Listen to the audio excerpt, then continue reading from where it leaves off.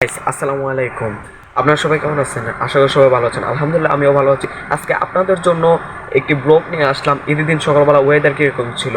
তা ব্লগটা দেখার আগে আমার চ্যানেলটা সাবস্ক্রাইব করে একটা লাইক দিয়ে কমেন্টে বলেছেন আপনি কোন কোন জেলা থেকে আমার ভিডিওটা দেখছেন। আসসালামু আলাইকুম গাইস। এটা হলো আমার দেখতে দ্বিতীয় পাচ্ছেন? ফ্রেন্ড। আমাদের ফ্রেন্ড এসেছে, আমরা নদী পার ঘুরতে এসেছি। গাইস এই যে আমরা লঞ্চ গাড়ি আর কি আসছি, লঞ্চ দেখতে আসছি আমরা। লঞ্চ দেখতে আসছি, যদিও আমাদের একটু গরম গরম ফিল হচ্ছে। সাইফুল ভাই, আপনার ভাই একটু ক্যামেরার সামনে আসেন না ভাই। দেখেন ভাই, আপনার সাইফ ভাই, উত্তেজনা সানগ্লাস কি বলুন?